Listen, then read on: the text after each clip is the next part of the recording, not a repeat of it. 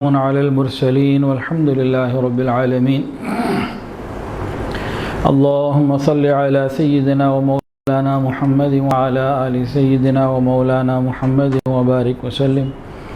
اللهم صل على سيدنا ومولانا محمد وعلى آل سيدنا ومولانا محمد وبارك وسلم. اللهم صل على سيدنا ومولانا محمد وعلى آل سيدنا ومولانا محمد وبارک وسلم.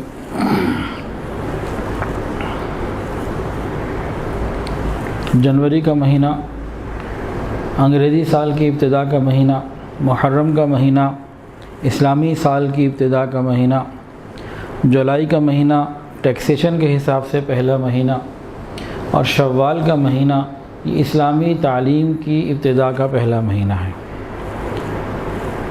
پورے ملک میں الحمدللہ ہر سال شوال میں تمام مدارس میں داخلے ہوتے ہیں، نئے داخلے ہوتے ہیں. پرانے لوگ نئی کلاسز میں، اوپر والی کلاسز میں چلے جاتے ہیں، اور ایک نئی گہما گہمی اور ایک نیا جوش، ایک ولولہ، ایک جذبہ ہوتا ہے اللہ کے حکم کو سمجھنے کا، نبی کے دین کو جاننے کا، اللہ اور اس کے رسول کی باتوں کو سمجھنے سمجھانے کا ایک جذبہ ہوتا ہے. ابھی یہی دن ہیں مدرسوں میں داخلوں کے. تو آج کا عنوان اسی وقت کی مناسبت سے چنا گیا. گزشتہ جمعے کو بھی یہی بات کی تھی، آج بھی یہی بات ہے. آج ذرا وقت زیادہ ہے تو تفصیل سے ہوگی انشاءاللہ، کہ ہم سب ارادہ کریں، جو یہاں موجود ہیں، انٹرنیٹ پہ دیکھ رہے ہیں، ہم سب ارادہ کریں کہ ہم اپنے گھر میں کسی نہ کسی بچے کو عالم ضرور بنائیں گے، حافظ ضرور بنائیں گے، اور کسی نہ کسی بچی کو حافظہ یا عالمہ ضرور بنائیں گے. دین کا علم ضرور ہم گھر میں لے کر آئیں گے. بہت سارے ادارے ہیں، سب کی اپنی اپنی ترتیب ہوتی ہے. الحمدللہ ہماری ترتیب میں آخر میں انشاءاللہ بیان کروں گا الکہف کی. تو بہت زیادہ آسانیاں ہیں الحمدللہ. ہمیں چاہیے کہ ہمت اور فکر کر کے اس کام کو کر لیں. بہت سارے فائدے ہیں، یہ اسی لیے تو سارا کچھ بتایا جا رہا ہے کہ آج فائدے کیا ہیں. دینی تعلیم، دینی ماحول، دینی مزاج، دینی تربیت، اس کا ہماری تعمیر شخصیت میں، تعمیر انسانیت میں کتنا اہم کردار ہے، اس کی آج بات ہوگی. بلکہ بغیر دین کے چنگیزی تو آ سکتی ہے، حلاوت نہیں آ سکتی، نرمی نہیں آ سکتی، سختی تو آ سکتی ہے، طبیعت کے اندر، مزاج کے اندر محبت نہیں آ سکتی. دنیا میں بڑے بڑے فاتح گزرے، انہوں نے دوسروں کے ملک فتح کیے. کیا کیا انہوں نے؟ ایک ملک کو اجاڑا، ایک کو آباد کیا، ایک سے چھینا، دوسرے کو دیا، کسی کو کم کیا، کسی کو بڑھایا. اپنی تلوار کے زور پہ گلیوں میں، گلی کوچوں میں، بازاروں میں تو امن قائم کر کے دکھایا، لیکن تنہائیوں میں گناہوں سے تو وہ نہ بچا سکے. ایسا تو ہوا کہ دشمن یا مجرم پیشہ لوگ، تخریب یافتہ، تخریب والے لوگ، یہ چھپ گئے، ڈر گئے، روپوش ہو گئے، زیر زمین چلے گئے، لیکن ان کے دل کے اندر سے وہ گناہوں کی محبت یا وہ جو باتیں تھیں وہ ختم نہیں ہو سکی. یہ اسلام ہی ایک ایسی نعمت ہے کہ جب کسی کے دل کے اندر آ جائے، اللہ کی محبت آ جائے، دین کا علم آ جائے، پھر CCTV کیمرے کی ضرورت نہیں رہتی. اس کو اتنا ہی کافی رہتا ہے کہ میرا رب مجھے دیکھ رہا ہے، اللہ مجھے دیکھ رہا ہے.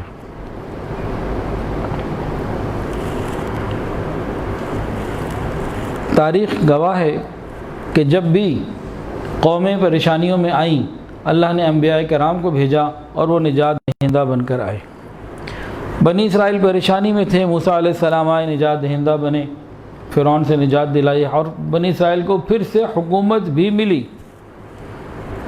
یوسف علیہ السلام کے زمانے میں جو حکومت ملی تھی وہ ہماری اپنی نافرمانیوں کی وجہ سے فرعون کو چلی گئی. پھر اللہ نے نجات دہندہ بنا کے بھیجا، حکومت لی، اس کو ختم کیا گیا، اور جو بھی اس کی تفصیلات ہیں، پھر مسلمانوں کو دوبارہ حکومت ملی. لیکن یہ مسلمان پھر خراب ہو گئے، پھر اللہ کا حکم چھوڑ دیا، وقت کے نبی کی باتوں پہ عمل نہ کیا. پھر اللہ نے بخت نصر کو ان کے اوپر مسلط کیا، اور انہوں نے ان کو بڑا ذلیل اور رسوا کیا. پھر اللہ تعالیٰ نے دانیال علیہ السلام کو بھیجا، وہ نجات دہندہ بن کر آئے، پھر اللہ نے مسلمانوں کو نجات عطا فرمائی۔ تو گزشتہ امتوں میں بھی انبیاء آتے رہے، مسلمانوں کو نجات ملتی رہی۔ ہم اپنی بات کرتے ہیں، قریب آ جائیے۔ صلی اللہ علیہ وسلم نجات دہندہ بنا کے، معلم بنا کے انسانیت کی رہنمائی کے لیے بھیجا۔ حضرت عمر فاروق رضی اللہ تعالیٰ عنہ ایک عجیب بات فرمایا کرتے تھے کہ جس نے ایام جاہلیت کے حال کو نہیں جانا، وہ اسلام کی پوری قدر، صحیح قدر کر ہی نہیں سکتا۔ کہ کن حالات میں نبی علیہ السلام نے محنت کی، اس وقت کے حالات کیا تھے، ہم سب سنتے رہتے ہیں، تو اس کا تھوڑا سا ایک خلاصہ ہو جائے۔ اس دور کو کہا جاتا ہے دور جاہلیت، دور بے حیائی بھی کہا جا سکتا تھا، دور قتل و غارت گری بھی کہا جا سکتا تھا، دور لوٹ مار بھی کہا جا سکتا تھا، اور بھی کچھ نام دیا جا سکتا تھا، لیکن صرف جاہلیت کا نام دیا۔ وہ جاہلیت کس چیز سے تھی؟ وحی کے علوم سے جاہلیت تھی، مکارم اخلاق سے جاہل تھے وہ لوگ، جس کی وجہ سے ہر بیماری ان کے اندر موجود تھی۔ ماں وراثت میں تقسیم ہوتی، زندہ جانور کا گوشت جو ہے وہ تھوڑا سا نکال کے کاٹ کے کھا لیتے۔ معمولی باتوں پہ جو لڑائیاں شروع ہوتی، سینکڑوں لوگوں کے قتل کے اوپر نتیجہ ہوتا۔ عورت کو، بچیوں کو زندہ درگور کر دیا کرتے، عورت کی کوئی عزت اور قدر ہی نہ تھی، جس کی لاٹھی اس کی بھینس، یہ والا قانون تھا۔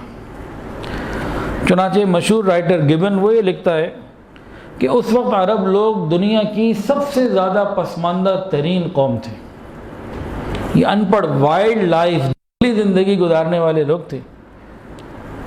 ان جنگلی زندگی گزارنے والے لوگوں میں اللہ نے اپنے محبوب کو علم دے کے بھیجا۔ اقرا، پڑھیے۔ نبی علیہ السلام نے فرمایا انما بعثت معلما، میں معلم بنا کے، ٹیچر بنا کے، استاد بنا کے بھیجا ہوں۔ اور 23 سالوں میں نبی علیہ السلام نے ایک حیرت انگیز انقلاب، ایک صحابی کو نبی علیہ السلام نے فرمایا کہ جو یہودی لوگ ہیں نا، خط و کتابت جب کرنی ہوتی ہے تو ہمیں ان کو بلانا پڑتا ہے، ان کی زبان جو ہے عبرانی یعنی ہمیں نہیں آتی، تو ہمیں سیکھنا چاہیے کہ ہم اگر بادشاہوں کو خطوط لکھتے ہیں، وہ ہمیں خطوط لکھتے ہیں، یہ ترجمانی کرتے کرتے کہیں ہمارے ساتھ دشمنی نہ نکال جائیں، تو اپنا کام ہونا چاہیے۔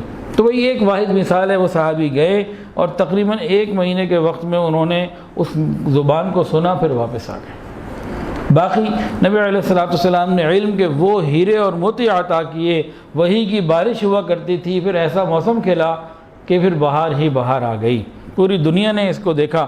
نبی علیہ السلام سے تعلیم پا کر آپ کے صحابہ کے اخلاق ایسے بلند ہو گئے، جو جاہل تھے وہ عالم بنے، جو ظالم تھے وہ عادل بنے، جو غاصب تھے وہ امین بنے، جو عزتوں کے لٹیرے تھے وہ عزتوں کے محافظ بنے، جو ننگے انسانیت تھے وہ فخر انسانیت بنے،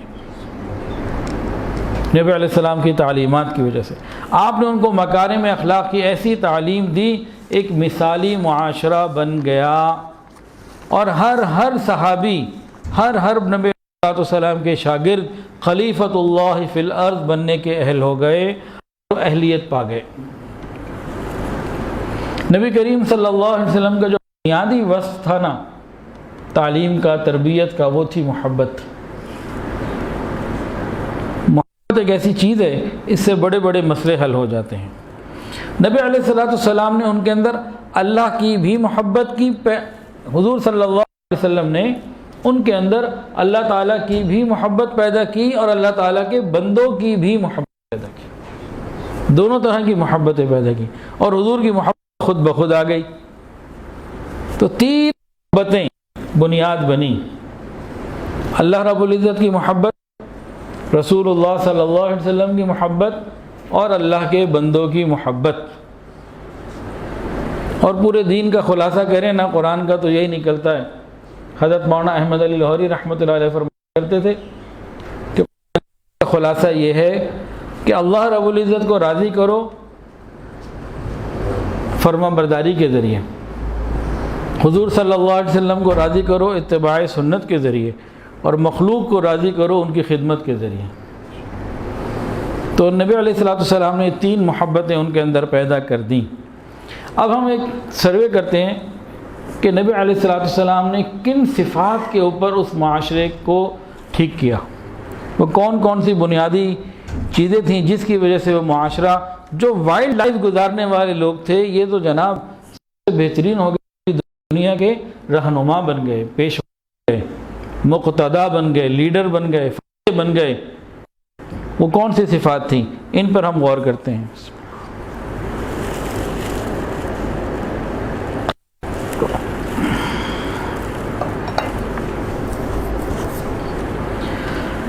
رسول اللہ صلی اللہ علیہ وسلم نے انفرادی صفات میں سب سے پہلے یہ بات بتائی، طلب العلم فریضہ علی کل مسلم، ہر مسلمان کے لیے، وہ مرد ہے یا عورت، ہر مسلمان کے لیے علم حاصل کرنا فرض ہے، ہر مسلمان کے لیے علم حاصل کرنا فرض ہے۔ علماء نے فرمایا کہ علم ایک نور ہے اور جہالت ایک اندھیرا ہے۔ اب یہاں علم کے اوپر 1 منٹ کی ہم بات کر لیتے ہیں۔ حضور صلی اللہ علیہ وسلم نے جب فرمایا کہ علم حاصل کرنا فرض ہے، اور آپ خود معلم بھی تھے، علم دیا، تو علم دیا دینی علم یا دنیاوی علم؟ دینی علم دیا۔ دنیاوی علم کی بالکل مخالفت نہیں ہو رہی، بات سمجھنے کی کوشش کریں۔ آپ نے کون سا علم دیا؟ حضور صلی اللہ علیہ وسلم نے کون سا علم دیا؟ دینی علوم دیے۔ آج جہاں علم کی بات ہوتی ہے، اگر علم کی بات نبی علیہ السلام کی نظر ہوگی تو وہ دینی علوم کی بات ہوگی۔ آپ معلم انسانیت ہیں، یا تو آپ منع کر دیں کہ نہیں، آپ نہیں، جو کہتے ہیں نبی علیہ السلام معلم انسانیت ہیں، کیونکہ خود نبی علیہ السلام نے فرمایا کہ میں معلم بنا کے بھیجا گیا۔ پھر آپ نے علم کون سا دیا؟ قرآن و حدیث کا وحی کا علم آپ نے عطا فرمایا۔ تو جب علم کی بات ہوتی ہے تو اس سے مراد دینی علوم کی بات ہوتی ہے۔ باقی دنیاوی علوم اور فنون وہ جائز ہیں، ان سے انکار نہیں۔ تو نبی علیہ السلام نے دینی علم کو لازم قرار دیا، یہ فرض ہے ہر امتی کے اوپر۔ آج جو ماں باپ یہاں بیٹھے ہیں، مائیں پردے میں بیٹھی ہیں، عورتیں پردے میں، مرد سامنے بیٹھے ہیں، یہ انٹرنیٹ کے اوپر جو ہیں، کیا انہوں نے اس فرض کو پورا کیا؟ صرف دنیاوی تعلیم دلوانے سے کیا یہ فرض پورا ہو رہا ہے؟ اس کو خود سوچیں۔ دوسری بات نبی علیہ السلام نے کیا فرمایا؟ با مقصد زندگی، گول اورینٹڈ لائف، بے مقصد زندگی آپ نے نہیں دی، با مقصد زندگی۔ افحسبتم انما خلقناکم عبثا وانکم الینا لا ترجعون، کیا تم گمان کرتے ہو ایسے ہی بس آئے ہو؟ کوئی تمہارے آنے کا مقصد نہیں ہے؟ نہیں، تمہارے آنے کا مقصد بھی ہے، اللہ کی طرف لوٹائے بھی جاؤ گے، پھر وہاں پوچھا جائے گا کہ تم نے زندگی کیسے گزاری۔ تو زندگی کا مقصد کیا دیا؟ اللہ رب العزت کو راضی کرنا۔ تو بامقصد زندگی گزارنی ہے۔ تو پہلا پوائنٹ کیا تھا؟ علم دین حاصل کرنا فرض قرار دیا رسول اللہ صلی اللہ علیہ وسلم نے، اور بامقصد زندگی گزارنے کا فرمایا۔ زندگی کا مقصد اللہ رب العزت کو راضی کرنا۔ اور تیسری بات فرمائی سچائی، سچائی کے ساتھ زندگی گزارنا، کہ انسان کی زندگی میں سچائی اتنی ہو کہ وہ تنہائیوں میں بھی اللہ سے ڈرتا ہو، وہ تنہائی میں بھی جھوٹ نہ بولے، غلط کام نہ کرے۔ سچائی قول کی بھی اور عمل کی بھی۔ چوتھی بات نبی علیہ السلام نے فرمائی وَأَحْسِنُوا إِنَّ اللَّهَ يُحِبُّ الْمُحْسِنِينَ، لوگوں کے ساتھ نیکی کا، احسان کا، خیر خواہی کا معاملہ کرو، اللہ اس کو پسند کرتے ہیں۔ بتایا کیا؟ کہ تم لوگوں کے ساتھ نیکی کرو، اللہ تم سے محبت کریں گے۔ ان کے اندر اللہ کی محبت ڈالی تھی۔ پانچویں چیز بتائی تواضع، عاجزی، غرور اور تکبر نشان مٹایا، فرمایا عاجزی اختیار کرو۔ فرمایا من تواضع للہ رفعہ اللہ، جو اللہ کے لیے، جو اللہ کے لیے، جو اللہ کے لیے، ہر جگہ نبی علیہ السلام کا پیغام اللہ کے لیے، اللہ کے لیے، اللہ کے لیے۔ جو اللہ کے لیے عاجزی اختیار کرے گا اللہ اسے اٹھائے گا۔ تو غرور اور تکبر کو، میں کو ختم کیا۔ چھٹی بات، نبی علیہ السلام نے تحمل مزاجی ان کے اندر پیدا کی، اپنی تربیت سے تحمل مزاجی کی صفات ان کے اندر پیدا کی۔ آج جو ہمارا اس وقت معاشرہ ہے، یہ جو کچھ عرصے سے سیاسی صورتحال بنی ہوئی ہے، اس میں بھی تحمل مزاجی نہیں ہے، عدم تحمل مزاجی کا نتیجہ۔ دوسری بات، سڑک پہ کہیں چھوٹا موٹا کوئی ایکسیڈنٹ نہ ہو، پیچھے والا ہارن تیز بجا دے، آگے والا 1 منٹ کے لیے ذرا رک جائے، پیچھے والے کو گزرنے نہ دے، سگنل پہ لائٹ گرین ہو گئی، یہ ذرا موبائل پہ مصروف تھا یا دیکھ نہیں سکا، یہ رک گیا 20-30 سیکنڈ، تو پیچھے دیکھیں کیا ہوتا ہے۔ تو سڑک کے اوپر دن رات ہمیں یہ چیزیں نظر آتی ہیں کہ تحمل مزاجی ہمارے اندر اجتماعی طور پر ختم ہو چکی۔ میاں بیوی کو لے لیجئے، 1 مہینے بعد سپریشن، 2 مہینے بعد سپریشن، 1 سال کے بعد طلاق، ایک روٹین بنتی چلی جا رہی ہے۔ یہ کیا ہے؟ تحمل مزاجی نہیں۔ اور اس کا جو بہت بڑا اس وقت ہمیں نظر آ رہا ہے، میں اس پارٹی کا ہوں تو میں اس پارٹی کے لیڈر کو یا اس کی بات کو برداشت ہی نہیں کر سکتا۔ تو یہ تو تباہ ہونے والی باتیں ہیں، یہ بڑھنے والی باتیں تو نہیں ہیں۔ تو حضور صلی اللہ علیہ وسلم نے ان کے اندر تحمل مزاجی پیدا کی کہ کوئی بھی کام کرنا ہے ٹھنڈے دل اور دماغ سے سوچ کے کرنا ہے۔ پھر نبی علیہ السلام نے ان کے اندر مٹھاس پیدا کی۔ مٹھاس، ایک دفعہ صحابہ بیٹھے تھے، نبی علیہ السلام نے فرمایا میں تمہارے اندر ایمان تو دیکھتا ہوں، ایمان کی حلاوت جو مٹھاس ہے وہ نہیں دیکھتا۔ تو صحابہ نے پوچھا یا رسول اللہ وہ کیا چیز ہے؟ تو نبی علیہ السلام نے فرمایا کہ ایک دوسرے کے ساتھ الفت، محبت اور پیار کے ساتھ پیش آنا، یہ حلاوت ایمانی ہے، یہ مٹھاس ہے ایمان کی۔ یعنی مومن رف اینڈ ٹف نہیں ہوتا، یہ دوسرے سے پیار محبت کرنے والا ہوتا ہے، اس کے اندر مٹھاس ہوتی ہے، ایک دوسرے کے لیے یہ سکون قلب کا ذریعہ بنتا ہے۔ پھر نبی علیہ السلام نے ان کو ایک اور بات سمجھائی جو بڑی بنیادی بات ہے، فرمایا ارحموا من فی الارض یرحمکم من فی السماء، تم زمین والوں پر رحم کرو، آسمان والا تم پر رحم کرے۔ آپ نے بندوں کا تعلق رب سے جوڑا،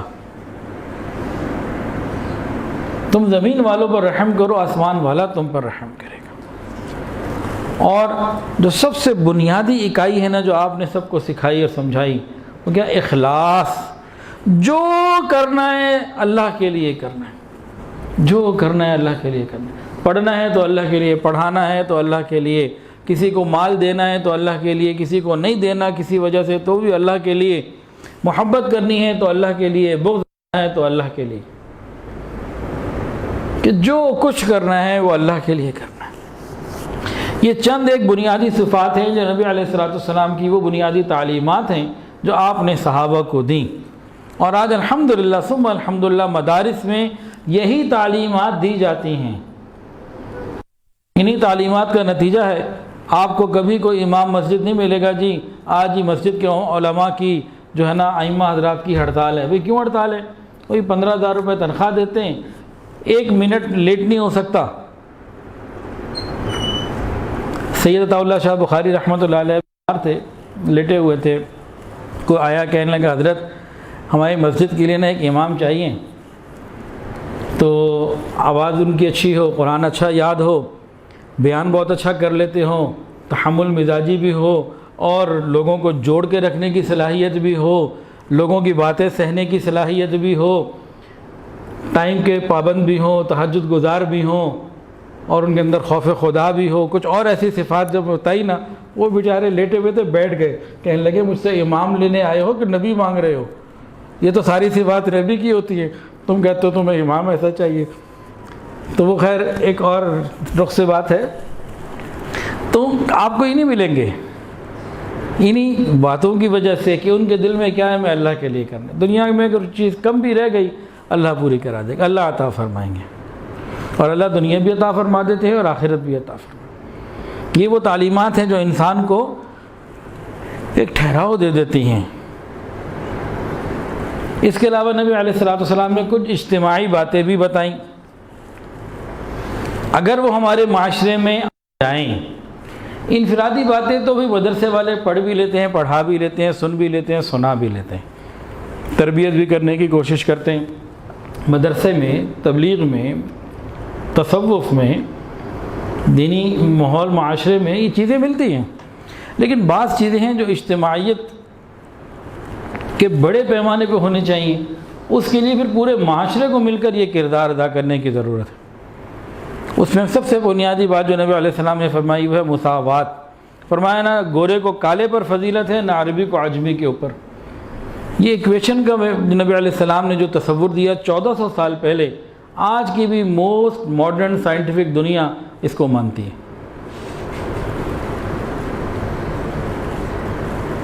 یہ اجتماعی صفات ہیں۔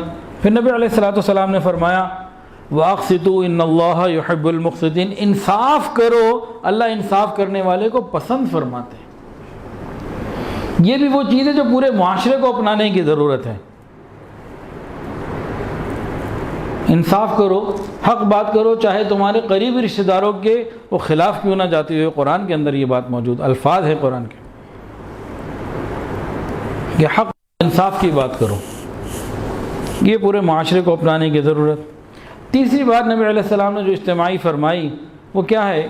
عفو درگزر۔ یہ بھی پورے معاشرے کو اپنانے کی ضرورت ہے، پھر معاملہ ٹھیک ہوگا۔ مدرسوں میں جو تعلیم دی جاتی ہے الحمدللہ، وہ کیا بات ہے؟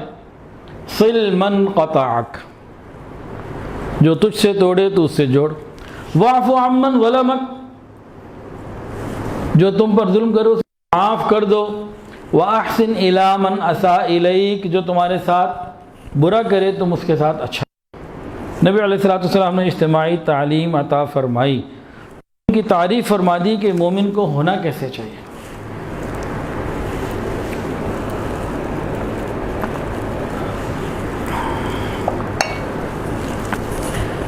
معاشرے کی اجتماعی معاملات میں ایک چوتھی بات نبی علیہ السلام نے جو سکھائی،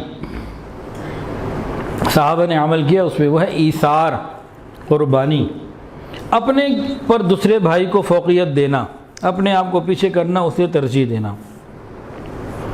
یہ وہ بنیادی تعلیمات ہیں جو معاشرے کو ٹھیک کر سکتی ہیں۔ اس معاملے میں ایک بڑا عجیب واقعہ جنگ یرموک میں پیش آیا۔ صحابہ کرام اور تابعین کرام تھے، جہاد ہو رہا تھا۔ دوران جہاد، دوران لڑائی، میدان جنگ میں ایک شخص کے پاس پانی کا مشکیزہ تھا، وہ زخمیوں کو تلاش کر کر کے پانی پلا رہا تھا۔ وہ چل رہا تھا، اس کو اچانک ایک آواز آئی، العطش، پیاس پیاس۔ اس نے دیکھا تو ایک زخمی پڑا ہوا نظر آیا، تیزی سے دوڑ کے اس کے پاس گیا کہ کسی طرح چند لقمے پانی کے ڈال دوں۔ ڈی ہائیڈریشن ہو چکی ہے، شدید گرمی ہے اور خون نکلنے کی وجہ سے کمزوری بھی ہے، اور آخری وقت چل رہا ہے اور پیاس لگی ہوئی ہے۔ پیاس کے بعد پانی مانگا، پانی آ گیا۔ جیسے ہی وہ پانی پلانے لگے اس زخمی کو جو زمین پہ پڑا ہوا ہے، اس زخمی کو ایک اور آواز آ گئی، العطش، پیاس۔ فوراً اپنے ہونٹ بند کر لیے اور کہا پہلے اسے پلا۔ یہ کہتے ہیں کہ میں دوسرے کے پاس گیا، وہ بھی اسی پوزیشن میں، گرمی کا تو وقت تھا ہی، خون بھی کافی بہہ چکا، پیاس بھی لگ رہی ہے، حلق خشک ہوا ہوا ہے۔ اب میں اس کو جب پانی پلانے لگا دوسرے کو، اس کو تیسرے کی قدرتاً آواز آ گئی پیچھے سے، العطش، پیاس۔ انہوں نے بھی ہونٹ بند کر لی کہ پہلے اس سے پلا۔ کہتے ہیں میں تیسرے کی طرف دوڑا ہوا گیا، تیزی سے گیا کہ اس کو جا کے پانی پلاؤں۔ وہاں پہنچا تو وہ شہید ہو چکے تھے۔ واپس درمیان والے کے پاس آیا تو اس وقت تک یہ شہید ہو چکے تھے، واپس پہلے والے کی طرف آیا تو وہ شہید ہو چکے تھے۔ یہ ایثار اور قربانی، یہ واقعات اور یہ چیزیں یہ مدرسوں میں سکھائی جاتی ہیں۔ اب آپ کہیں جی مدرسے والے تو معاشرے میں ہیں، اتنے اثرات کیوں نہیں آتے؟ ان کی تعداد کتنی ہے؟ پوری آبادی کا 1% بھی نہیں ہے، پورے ملک کی آبادی کا 1% بھی نہیں ہے۔ مدرسوں کے اندر ایثار اور قربانی کے ایسے ایسے واقعات ملتے ہیں، ایک دوسرے سے محبت کے، ایک دوسرے کا خیال کرنے کے، وہ معاشرے میں نہیں ملتے۔ پھر نبی علیہ السلام نے اجتماعی صفات کے اندر اخوت، بھائی چارہ قائم کیا۔ نبی علیہ السلام نے فرمایا ایک دوسرے کی ٹو میں نہ لگے رہو، ایک دوسرے کی جاسوسی مت کرو، آپس میں بغض نہ رکھو، نہ ہی آپس میں اختلاف رکھو۔ اور آخر میں فرمایا وَكُونُوا عِبَادَ اللَّهِ اخوانا، اے اللہ کے بندو بھائی بھائی بن کے رہو۔ نبی علیہ السلام جب مدینہ آئے، آپ نے مہاجرین مکہ اور ساتھ مدینہ کے انصار ان دونوں میں بھائی چارہ کروایا۔ تو یہ بھائی چارہ یہ مسلمان معاشرے کی بنیادی ضرورت ہے۔ اب اس کی تعلیمات کہاں سے ملیں گی؟ یہ نبی علیہ السلام سے ملیں گی۔ چھٹی بات جو اجتماعی طور پر نبی علیہ السلام نے ارشاد فرمائی وہ کیا ہے؟ ستر پوشی، دوسروں کے عیبوں کو چھپانا، دوسروں کی غلطیوں کوتاہیوں کو چھپانا۔ فرمایا دیکھو اگر تم کسی کا عیب دیکھو، کسی سے ذکر نہ کرو، ہاں نرمی سے حکمت سے اپنے بھائی کی اصلاح کرنے کی کوشش کرتے رہو۔ اور اس کے بعد ایک عجیب خوبصورت بات ارشاد فرمائی، بہت خوبصورت۔ نبی علیہ السلام نے فرمایا جو اپنے مومن بھائی کے عیبوں کو چھپائے گا، قیامت کے دن اللہ اس کے عیبوں پہ پردہ ڈال دے گا۔ ابھی ایسی بات ہے جس کو اس کا ادراک ہو جائے اور اس کا استحضار ہو جائے، جس کو یہ یاد رہے کہ بھئی میں نے دوسرے کے عیبوں کو چھپانا ہے، اللہ نے قیامت کے دن میرے عیبوں کو چھپانا ہے، اور جس کو خوف خدا ہو وہ کبھی دوسرے کی برائی نہیں بیان کرے گا، وہ کبھی اپنے اسٹیٹس کے اوپر اور اپنے فیس بک کے پیج کے اوپر اور واٹس ایپ کے اوپر دوسروں کی برائیاں بیان نہیں کرے گا۔ جس کو یہ خوف ہو گئی بھئی میرے اگر قیامت کے دن کھول دی جائے تو میرا بنے گا، وہ دوسروں کی پردہ پوشی کرے گا۔ نبی علیہ السلام نے ان کو یہ بھی سمجھایا برائی کو ختم کرو۔ یہ بھی تعلیم مدارس میں دی جاتی ہے، لیکن یہ پورے معاشرے نے کرنا ہے تو معاشرے سے برائیاں دور ہونی ہیں۔ نبی علیہ السلام نے اس کے 3 درجے بتائے۔ سب سے پہلا درجہ تو یہ ہے کہ تم ہاتھ سے برائی کو روک دو، دوسرا زبان سے روکو، اور دونوں درجے پر نہیں کر سکتے، کم سے کم اپنے دل پر تو اس کو برا سمجھو کہ یہ کام برا ہے۔ تو آپ صلی اللہ علیہ وسلم نے برائی کی نفرت دلوں میں پیدا کی۔ 8ویں بات نبی علیہ السلام نے ازدواجی زندگی سے متعلق، گھر جو ہے نا یہ معاشرے کی بنیادی اکائی ہوتی ہے، ایک یونٹ جو ہے یہ معاشرے کی بنیادی اکائی ہوتی ہے۔ اس کے اندر نبی علیہ السلام نے فرمایا تم میں سے سب سے بہتر وہ ہے جو اپنے گھر والوں کے لیے بہتر ہے۔ اب یہ تعلیمی مدارس میں دی جاتی ہے، اس کے بارے میں قرآن اور حدیث کے تفصیلی احکامات یہ مدارس میں پڑھائے جاتے ہیں کہ کوئی انسان اپنے گھر والوں کے لیے کیسے بہتر بن سکتا ہے۔ لیکن یہ چیز بھی پورے معاشرے کو اپنانے کی ضرورت ہے، چند لوگوں کی بات سے یہ کام نہیں بنے گا۔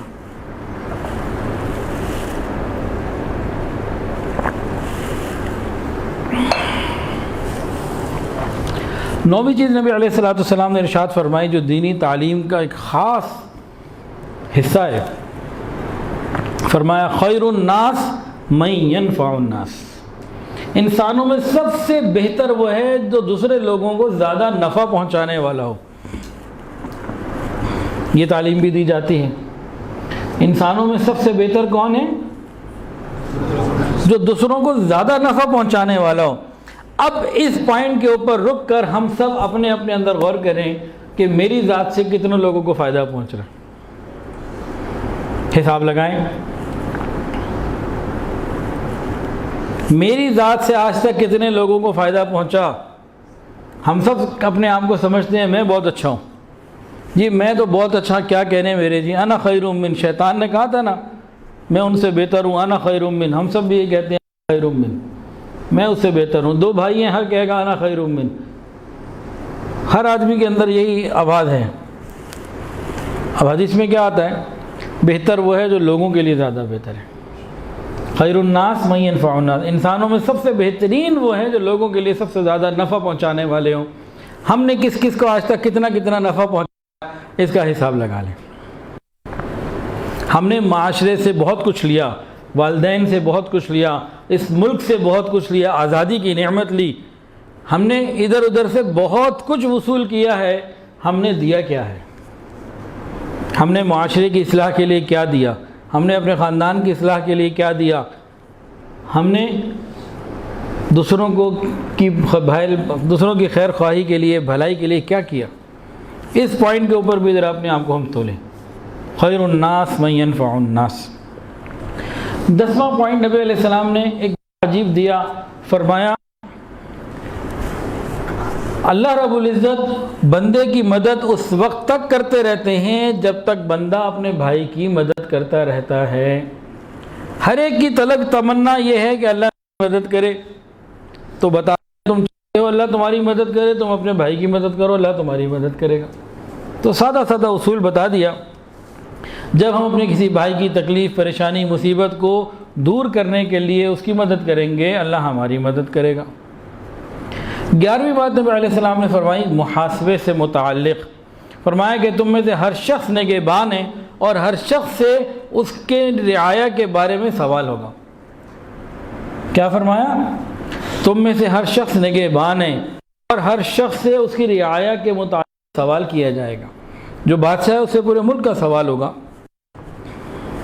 جو وزیر اعلیٰ ہے پورے صوبے کا سوال ہوگا، ایک اپنے گھر کا بڑا اس سے پورے گھر کا سوال ہوگا، ایک کسی ادارے کا، فیکٹری کا، کسی کارخانے کا بڑا ہے، کسی بزنس کا بڑا ہے، کسی بھی ادارے کا بڑا ہے تو اس سے اس کے متعلق سوال ہوگا۔ جس کے نیچے جتنے بندے ہیں نا متعلق سوال ہوگا۔ تو خود احتسابی کی تعلیم یہ نبی علیہ السلام نے دی کہ ڈرو۔ حضرت عمر فرمایا کرتے تھے حاسبوا انفسکم قبل ان تحاسبوا، اپنا محاسبہ خود کر لو اس سے پہلے کہ قیامت کے دن تمہارے کھاتے کھول دیے جائیں۔ لہٰذا اگر انسان اپنے اعمال کا جائزہ لیتا رہے کہ کہاں کہاں میں نے حقوق کی ادائیگی میں کمی کی ہے، میں اس کو ٹھیک کرتا رہوں، ادا کرتا رہوں، تو خود بخود زندگی میں خوشیاں اور آسانیاں پیدا ہو جائیں۔ پھر نبی علیہ السلام نے فرمایا تخلقوا باخلاق اللہ، انسانیت کی عظمت یہ ہے کہ وہ اللہ رب العزت والے اخلاق اختیار کرے۔ رسول اللہ صلی اللہ علیہ وسلم نے 23 سال کے عرصے میں صحابہ کرام میں یہ ساری محنت کی، انفرادی اور اجتماعی۔ اس سے کیا ہوا؟ وہ جو جنگلی زندگی گزارنے والے لوگ تھے وہ دنیا بھر کے رہبر بن گئے، جو لٹیرے تھے وہ مال لٹانے والے بن گئے، جو عزتوں کے لٹیرے تھے عزتوں کے محافظ بن گئے، جو جاہل تھے وہ عالم بن گئے، جو ننگے انسانیت تھے وہ فخر انسانیت بن گئے۔ اللہ رب العزت نے ان کو اتنی قبولیت عطا فرمائی کیا کہ ان صفات کو انہوں نے اپنایا۔ آج بھی معاشرہ اگر ان صفات کو اپنائے اور ہمارے تعلیمی اداروں میں ان صفات کو سامنے رکھ کر پھر ان کی تفصیلات پڑھائی جائیں، بتائی جائیں، ان کی تربیت کی جائے، ماحول مزاج ایسا بنایا جائے تو بس معاشرہ ٹھیک ہو جائے گا۔ نبی علیہ الصلوۃ والسلام نے صرف 23 سال کے عرصے میں یہ کام کر کے دکھایا۔ آج 72 سال پاکستان کو بنے ہوئے ہو چکے ہیں، ہم یہ کام نہیں کر سکے۔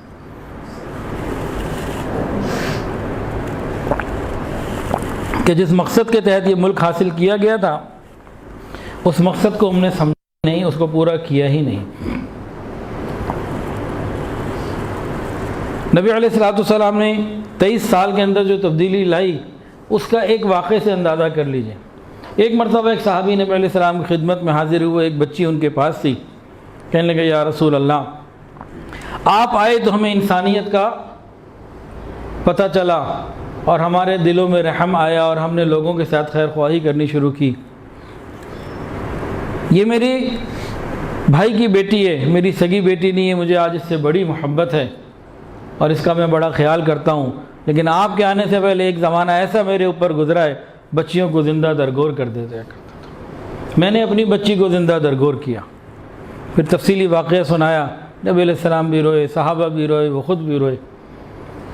تو وہ لوگ جو اپنی بچیوں کو زندہ درگور کر دیا کرتے تھے ان کو پھر بچیوں سے محبت نبی علیہ السلام کی ان تعلیمات نے عطا کر دی۔ آج اگر ہم اپنے معاشرے کو ٹھیک کرنا چاہتے ہیں تو پھر ہمیں ان تعلیمات کو اپنانا ہوگا، اور یہ تعلیمات ہمیں ملتی ہیں مدارس کے اندر۔ تو دینی تعلیم کے لیے اس وقت تمام ملک میں مدارس میں داخلے شروع ہیں، تو ہم کوشش کریں بھئی ہمارے ہر گھر میں نہ ہر ایک کے گھر میں کوئی نہ کوئی عالم، عالمہ، حافظ، حافظہ ہونا چاہیے۔ اب تو بہت زیادہ آسانیاں آ گئی ہیں، تو تمام ملکوں تمام شہروں میں مدرسے ہیں، ہر آدمی اپنے شہر میں اچھے مدرسوں سے رابطہ کرے، معلومات لے۔ ہماری اپنی برانچز الحمدللہ لاہور میں، کراچی میں، گجرانوالہ میں، چترال میں، اٹک میں، چکدرہ میں، مختلف جگہوں پر ہیں الحمدللہ۔ جو ہماری یہ بنیادی مرکزی برانچ ہے جہاں بھی ہم بیٹھے ہوئے ہیں، جامعہ رقیہ للبنات 31A1 ٹاؤن شپ، یہاں ہمارے یہاں الحمدللہ کئی قسم کی دینی تعلیم کی چیزیں چل رہی ہیں۔ اس میں سب سے پہلے تو ہے درس نظامی 6 سالہ۔ کیا ہے جی؟ درس نظامی 6 سالہ بچیوں کے لیے، اور ہمارے یہاں 3 سیشنز الحمدللہ اس سال چلیں گے۔ نمبر 1 چلے گا مارننگ، صبح 8:30 سے لے کے 1:30 بجے تک کم و بیش۔ دوسرا سیشن ہوتا ہے 3:30 سے لے کے 7:30 تک کم و بیش۔ تیسرا سیشن ہوتا ہے ویکنڈ کلاسز، جو سارا ہفتہ نہیں پڑھ سکتی آ کے، وہ ہفتہ اور اتوار کو آئے اور عالمہ بن جائیں۔ اب آسانیاں ہیں کہ نہیں بتائیے؟ دوسری آسانی ہمارے پاس جو مل رہی ہے، عمر کی کوئی قید نہیں، 20 سال ہو، 50 سال ہو، 60 سال ہو، کوئی مسئلہ نہیں۔ اس کے علاوہ الحمدللہ ہمارے یہاں بچیوں کے لیے شعبہ حفظ موجود ہے۔ عالمات جو بن چکی ہیں، جو عالمہ ہیں، کہیں پڑھا رہی ہیں یا نہیں پڑھا رہی لیکن عالمہ ہیں، ان کے لیے تجوید للعالمات، کہ ان کی تجوید اور بہتر ہو جائے۔ ان کے لیے تخصص فی الدعوہ والارشاد، کہ دین کا کام کرنے کا صحیح اسلوب آ جائے، باطل کا طریقہ کیا ہے، کیسے مسلمانوں کو خراب کر رہا ہے، وہ بات سمجھ میں آ جائے۔ ان کو شریعت کی باتیں حکمت کے ساتھ آگے لوگوں کو پہنچانے کی ترتیب آ جائے، حکمت اور بصیرت ان کو مل جائے، تو اس کے لیے تخصص فی الدعوہ والارشاد الحمدللہ کروایا جاتا ہے ہمارے ہاں۔ اور الحمدللہ پورے لاہور میں ہمارے جامعہ رقیہ للبنات ہی میں ہوتا ہے میرے علم کے مطابق، ابھی اور مجھے نہیں معلوم کہ کہیں اور بھی ہوتا ہو، تو تخصص بھی ہمارے یہاں الحمدللہ شروع ہو گیا۔ اس کے علاوہ تفسیر کلاس، ہر جمعے کو قرآن مجید کی تفسیر کلاس ہوتی ہے عورتوں کے لیے شام 4 سے 7۔ اس سال حدیث کی کلاس بھی انشاءاللہ العزیز شروع ہو رہی ہے، اس کے بھی ٹائمنگ اور دن بتا دیے جائیں گے کہ کس دن ہوگی، ہفتے میں 1 ہوگی۔ پھر اور مختلف ورکشاپس اور مختلف چیزیں ساتھ ساتھ چلتی رہتی ہیں۔ یہ تو میں نے موٹا موٹا جو مجھے یاد ہے وہ بتا دیا، باقی تو ہماری مستورات جانتی ہیں، اس میں اور بھی کافی ساری چیزیں ہیں۔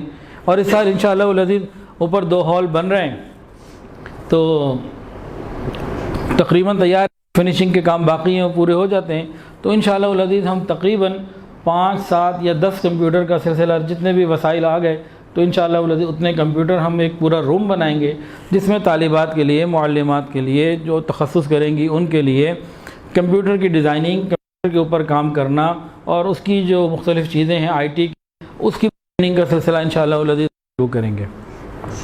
اور یہ امید اللہ نے چاہا تو بقرعید سے پہلے یہ شروع ہو چکا ہوگا انشاءاللہ۔ ہال تقریباً تیار ہیں، تھوڑے تھوڑے کام ہیں انشاءاللہ، بابر صاحب ہیں ہمارے، وہ کریں گے انشاءاللہ، ہو جائیں گے کام۔ تو یہ چیزیں ساری ہمارے پاس الحمدللہ موجود ہیں۔ باقی جو ہماری دوسری برانچز ہیں وہاں بھی اسی طرح مختلف چیزیں کمی بیشی کے ساتھ چل رہی ہیں، تو بھئی ہمیں جو قریب ہے ہم اس کو اختیار کریں، داخلے لیں اور پڑھیں اور پڑھائیں، اس کی فکر کریں، اللہ تعالی رحمت کا معاملہ فرما دیں گے۔ آپ کو ایک اور بات بتانی ہے،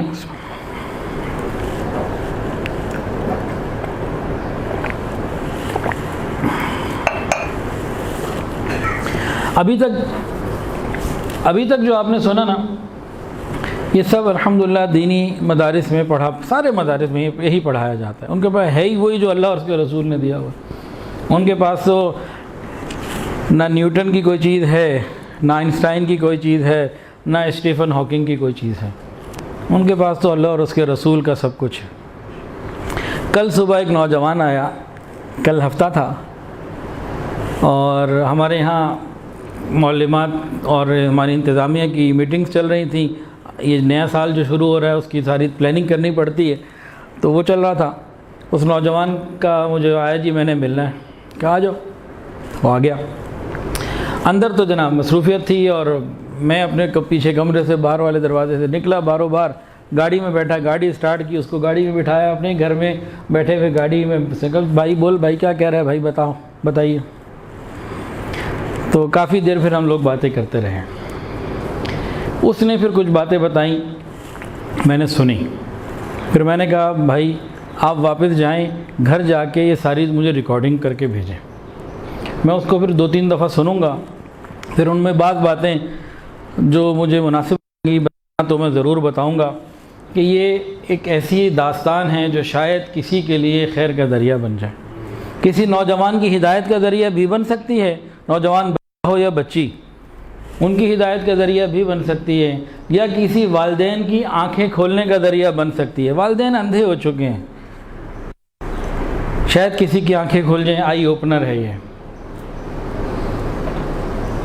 تو پھر اس نے جا کے ریکارڈنگ بھیجی، میں نے ظہر سے پہلے بھی سنی اور پھر تھوڑی دیر پہلے عصر کی نماز سے پہلے بھی سنی، پھر کچھ پوائنٹس میں نے نوٹ کر لیے کہ میں چاہ رہا ہوں کہ یہ ذرا تسلی کے ساتھ سمجھایا جائے۔ ابھی جو کچھ آپ نے سنا یہ دینی مدارس کا ماحول اور دینی مدارس کی تعلیم ہے۔ اب آپ کو میں بتا رہا ہوں ایک ایسے نوجوان کی جو اسکالرشپ کے اوپر لاہور کے بڑے کالج یونیورسٹیز میں پڑھتا رہا اور اس کی آپ بیتی ہے۔ تو یہ ایک نوجوان کی تو آپ سن رہے ہیں، لیکن ایسے ہزاروں نہیں لاکھوں نوجوان ہیں۔ اس نوجوان کے ساتھ کیسے ہوئی، کیا کیا معاملے ہوئے، یہ سب اس واقعے میں آپ کو ملیں گے۔ وہ نوجوان کی زبانی کہانی سنی ہے اس کی، کچھ اس نے کل بتائی، کچھ جو ریکارڈ کر کے بھیجی، تو دونوں میں، اور وہ رمضان میں بھی آیا تھا، تو 3 ملاقاتیں ہو چکی ہیں۔ وہ میرے پاس کیسے آیا یہ بھی بڑی عجیب بات، چلے یہ بھی بتا دیتے ہیں۔ یہ بتانا نہیں تھا، میں نے لکھا بھی نہیں، لیکن بتا دیں پہنچا کیسے ہو۔ اس نوجوان کو رسول اللہ صلی اللہ علیہ وسلم 7 پیر حافظ ذوالفقار احمد نقشبندی دامت برکاتہ العالیہ کی زیارت بھی نصیب ہوئی۔ دونوں الگ الگ خواب اس نے دیکھے، مجھے نہیں جانتا تھا یہ۔ اب اس نے حضرت جی کو دیکھا تو حضرت جی سے رابطے کی کوشش شروع کی، تو لوگوں نے بتایا جی حضرت جی سے رابطہ آپ کا مشکل ہوگا، یہ ابراہیم صاحب ہیں، ان کے پاس چلے جائیں۔ وہ میرے پاس آ گیا، مل کے چلا گیا، اس نے مجھے بتایا اور بات ختم ہو گئی۔ پھر کسی اور وقت آیا، پھر چلا گیا۔ کل جو اس کا فون آیا تھا نا صبح کہ جی مجھے آپ سے لازمی ملنا ہے، تو کہنے لگا مجھے حضور صلی اللہ علیہ وسلم کی دوبارہ زیارت نصیب ہوئی ہے اور حضرت جی کی زیارت بھی نصیب ہوئی ہے۔ تو پہلے بھی جس رات میں نے حضرت جی کو دیکھا آپ کے پاس آیا تھا، اور اب تو مجھے آپ کا پتہ ہی ہے، تو میں ڈائریکٹ آپ سے رابطہ کر رہا ہوں، ذرا آپ مجھ سے چند منٹ کے لیے مجھ سے مل لیں۔ میں نے کہا اچھا بھائی آ جائیں آپ۔ تو پھر بات ہوئی۔ اس نوجوان کی ہدایت کے 2 سبب بنے۔ ایک تو نبی علیہ الصلوۃ والسلام کی خواب میں زیارت، جس نے اس کو ہلا کے رکھ دیا۔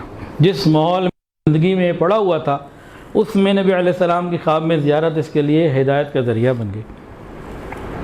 لاکھوں میں کوئی ہوتے ہوں گے جن کو ایسی گندگی کے ماحول میں زیارت ہو اور وہ پاکی کے ماحول میں آ جائے، بڑا خوش نصیب نوجوان ہے۔ اور دوسرا اس کی ماں کی دعائیں۔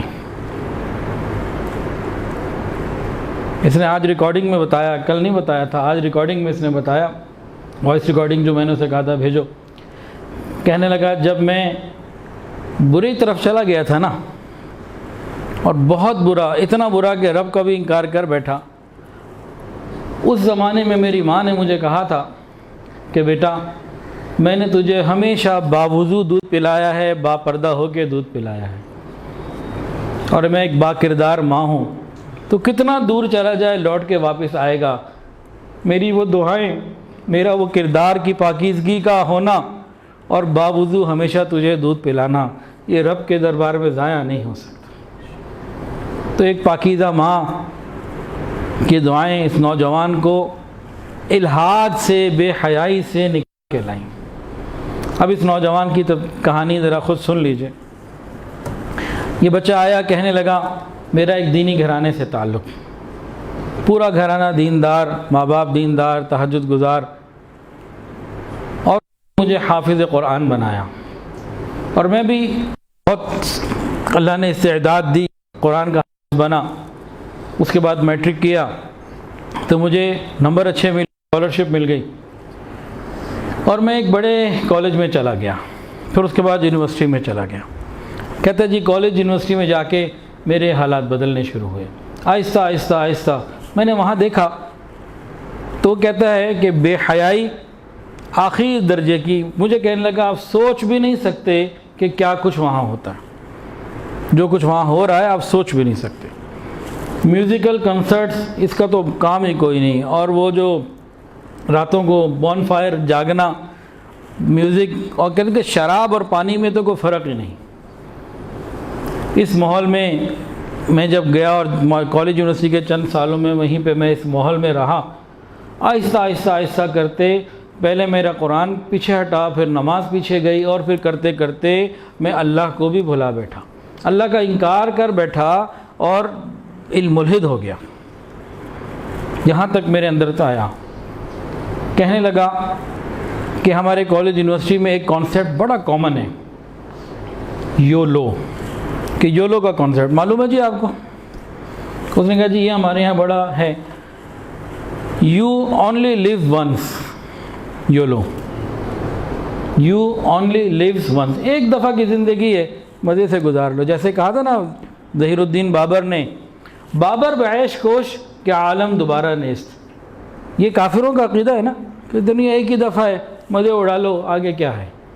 تو یہ یولو کا کانسیپٹ اس نے کہا کہ کالج یونیورسٹیز میں خوب ہے کہ ایک دفعہ کی زندگی ہے، بس ٹھیک ہے، کیا کرنا. پھر کہنے لگا کہ میری زندگی کا اصول وہاں رہتے رہتے یہ بن گیا کہ داڑھی والوں سے 1 کلومیٹر دور رہنا ہے، ان کے قریب ہی نہیں پھٹکنا، حالانکہ گھر میں باپ کی داڑھی ہے. وہاں یہ سمجھایا گیا.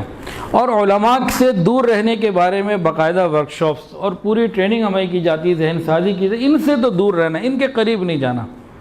سارے فتنے فساد کی بنیاد ہی یہی ہیں. پاکستان ترقی کر جاتا اگر یہ نہ ہوتے تو. آج بھی یہ ختم ہو جائیں تو پاکستان ترقی کر جائے. اس طرح کی بہت ساری باتیں. الحاد کہاں سے آیا،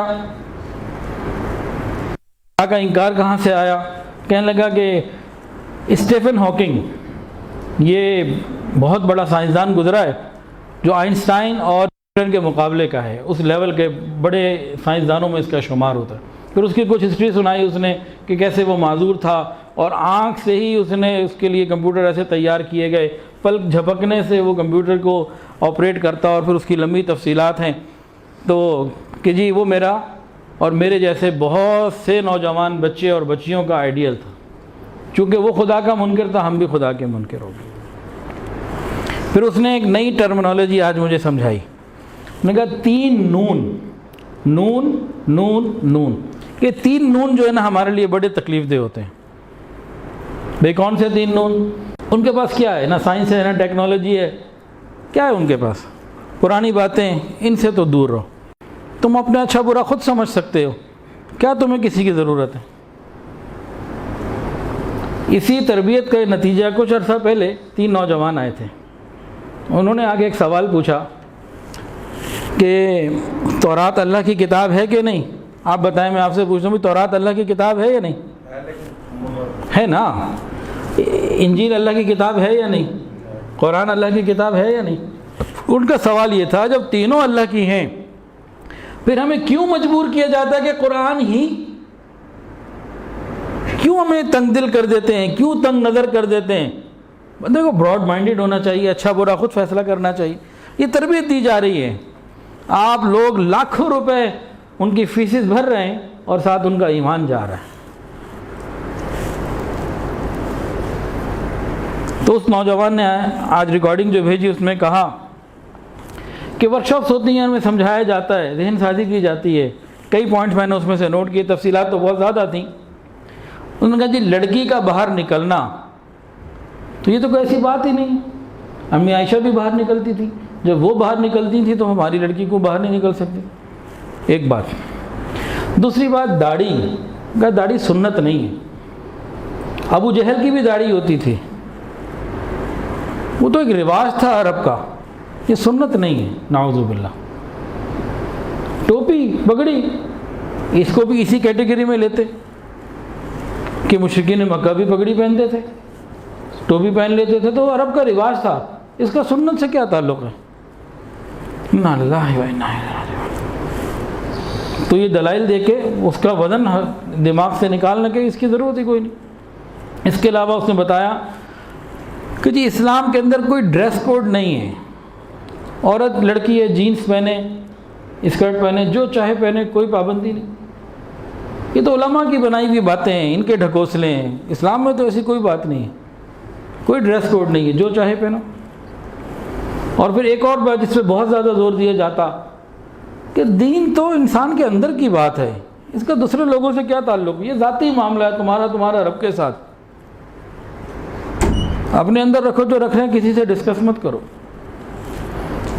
اور سمجھایا جاتا ہے کہ دیکھو بھائی، آپ جن گھروں سے آئے ہو، کوئی شیعہ، کوئی سنی، اور کوئی کچھ، کیا ہے وہاں پہ؟ لڑائی ہے، ایک طرف شیعہ ایک طرف سنی، دو ہی تو ٹوٹل ہیں، اور تو کوئی ہے ہی نہیں۔ اور سنیوں میں آ جاؤ تو ایک بریلوی ہے، ایک دیوبندی ہے، تفریق ہے۔ اور اگر دیوبندیوں میں آتے ہو تو ایک طرف آپ کو تصوف ملے گا، ایک طرف مدرسہ ملے گا، ایک طرف تبلیغ ملے گی، سب ایک دوسرے کو برا بھلا کہتے ہیں اور اپنا سلوگن سیل کرتے ہیں۔ کہ کل اس نوجوان نے مجھے گاڑی میں بھی بیٹھ کے کہا کہ جی ہمیں سمجھے، سب اپنا سلوگن سیل کرتے ہیں۔ یہاں میں نے اسے روکا، میں نے کہا ہاں ہم سیل کرتے ہیں۔ تو ایک دم حیران، کیا مطلب؟ میں نے کہا جی ہمارے پاس ہے ہی اللہ کی محبت اور رسول اللہ صلی اللہ علیہ وسلم کی اطاعت، یہی ہمارا سلوگن ہے، یہی ہمارا سرمایہ ہے، یہی ہم لوگوں میں تقسیم کرتے ہیں۔ آپ تقسیم کو سیل کر لو، سیل کو تقسیم کر لو، جو آپ نام دیتے ہو، جو ہمارا سلوگن ہے یہی، اللہ کی محبت، رسول اللہ صلی اللہ علیہ وسلم کی اطاعت، یہی ہمارے پاس چیزیں، یہی ہمارا سرمایہ، یہی ہم بات کرتے ہیں، اور تو ہم تو کوئی بات ہی نہیں کرتے کہ جی سب اپنی طرف بلاتے ہیں۔ تو بہتر یہ ہے کہ ان سب کو چھوڑو اور قرآن مجید خود پڑھو، اور بخاری شریف ہمیں ملتی کہ یہ بھی پڑھو۔ تو اس نوجوان نے کہا، جو دیندار گھرانے کا ہے، حافظ قرآن تھا، ہے ماشاءاللہ، اب تو واپس ہو گیا، ٹھیک ہو گیا، کہنے لگا کہ جب میں نے اس ماحول میں کئی سال گزار دیے اور پھر میں نے بخاری شریف بھی خود پڑھی، قرآن بھی وہاں سے لے کے پڑھا، میرے اندر صحابہ کرام کا شدید بغض پیدا ہو گیا۔ کہ اس کے الفاظ ہیں کہ اگر اس زمانے میں مر جاتا تو پتہ نہیں میرا کیا بنتا۔ پھر اس نے اور آگے کی بھی کچھ باتیں بتائیں جو ریکارڈ کرنا مناسب نہیں۔ تو اس طریقے سے پوری محنت کی جا رہی ہے، ذہن سازی کی جا رہی ہے، اور ہمارے بچوں کو دین سے دور کیا جا رہا ہے، علماء سے دور کیا جا رہا ہے۔ ماں باپ سمجھ رہے ہیں کہ ہائر ایجوکیشن کے لیے گئے ہوئے ہیں، یہ گھر میں نمازیں بھی پڑھ رہے ہیں، تہجد بھی پڑھ رہے ہیں، ان کے لیے دعائیں بھی کر رہے ہیں، اور وہ دین سے دور ہونا تو دور کی بات، خدا سے بھی دور، خالی نماز سے دور نہیں، خدا سے بھی دور۔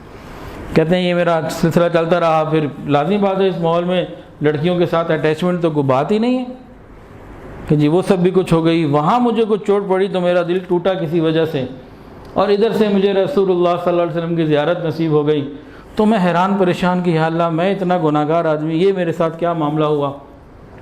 پھر خیر کہتے ہیں کہ جب یہ ہوا اور میرے اندر سے پھر ایک احساس اللہ نے پیدا کیا، اور واپسی کا سفر جو شروع ہوا، پھر میں تبلیغ کے ساتھ بھی گیا، پھر ایک اللہ والے ملے، ان کا نام انہوں نے بتایا، ان کے پاس آتا جاتا رہا، اب ان کا انتقال وہ کہتے ہیں ہو چکا ہے، اور پھر یہ کر کے اب الحمدللہ رب العالمین علماء سے محبت بھی ہے، قرآن سے محبت بھی ہے، عقیدہ بھی الحمدللہ ٹھیک ہو گیا، اور ان بہت ساری برائیوں کی دلدل سے اللہ رب العزت مجھے نکال کے لے آئے۔ تو اس کی واپسی کا ایک سبب جو بنا وہ نبی علیہ الصلوۃ والسلام کی خواب میں زیارت بنا۔ اور یہ زیارت کیوں ہوئی؟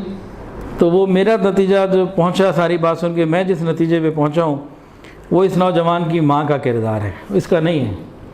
اس نوجوان کی ماں کا کردار ہے جو خود پاک دامن ہے، با پردہ رہتے ہوئے باوضو ہمیشہ دودھ پلایا جب اس کا دودھ پینے کا زمانہ تھا، اور اس کی دعائیں، تو ماں باپ کی دعائیں بڑا رنگ لاتی ہیں، اور کیسے کیسے دلدل سے انسانوں کو اللہ نکال کے کتنی حفاظت فرماتے ہیں، اور کیا اس کو مرتبہ عطا فرماتے ہیں۔ تو اس نوجوان کی تفصیل بتانے کا مقصد یہی تھا کہ شاید کسی کی ہدایت کا یہ ذریعہ بن جائے، اور شاید کچھ والدین کی آنکھیں کھلنے کا ذریعہ بن جائے۔ اب اس سے کوئی یہ نہ سمجھ لے کہ کالج یونیورسٹی میں جانے سے کسی کو بھیجنے سے منع کر رہا ہوں، نہ۔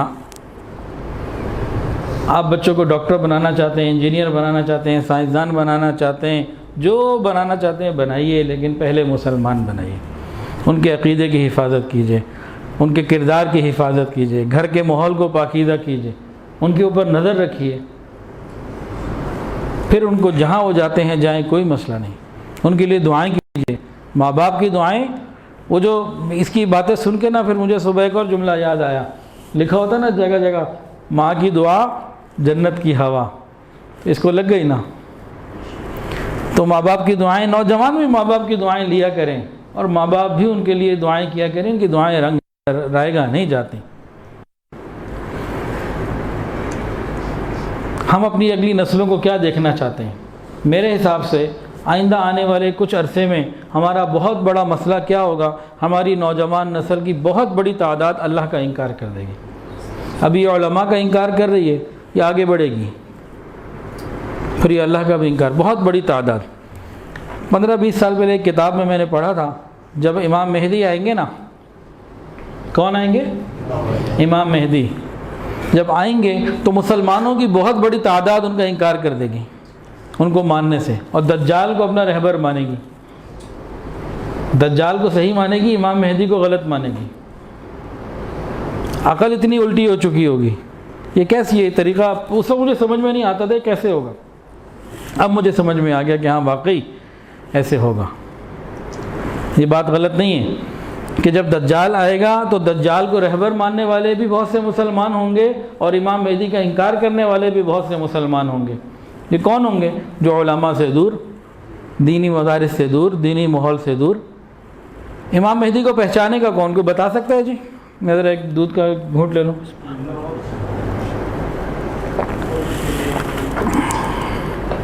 ہاں جی، آپ نے فرمایا علماء پہچانیں گے، آپ نے فرمایا نیک لوگ پہچانیں گے، اور کوئی بات؟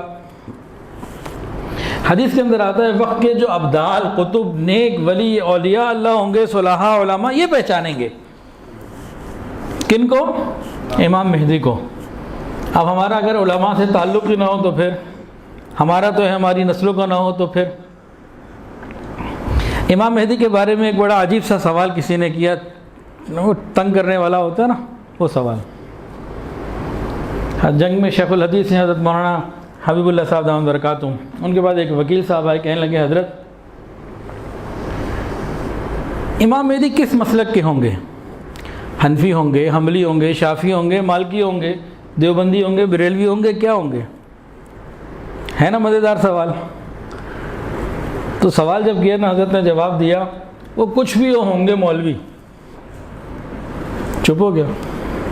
وہ کچھ بھی ہوں گے مولوی، تمہیں علماء سے نفرت، تمہیں مولویوں سے نفرت، تم ان سے دور، تمہاری نسلیں ان سے دور، بتاؤ ان کو کیسے پہچانو گے، ان کے قریب کیسے آؤ گے؟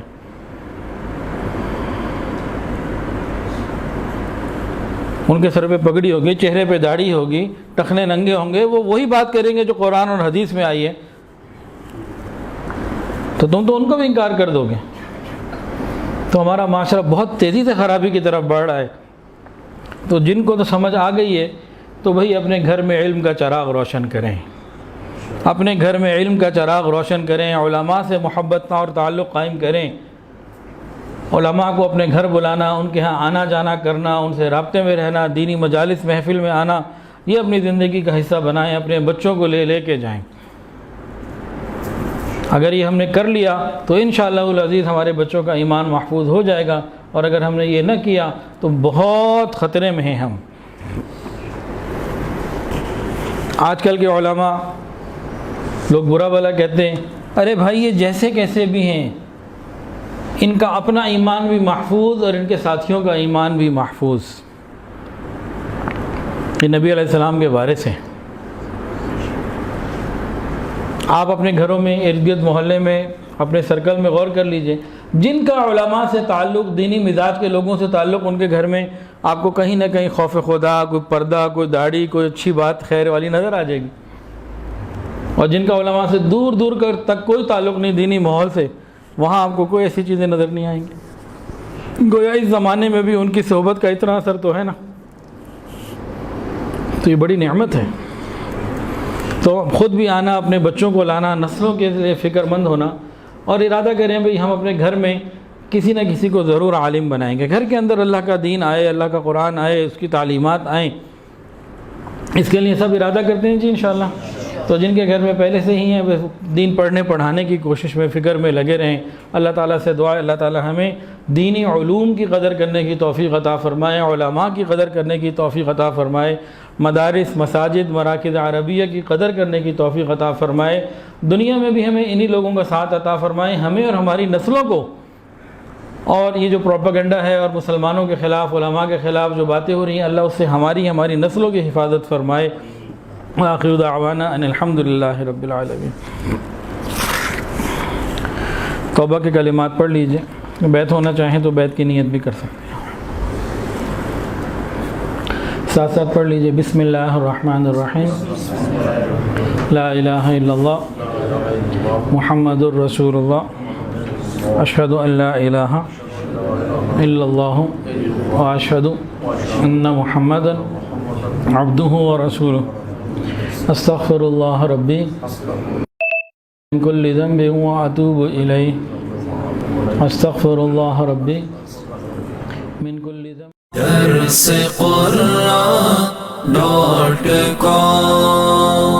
www.darsequran.com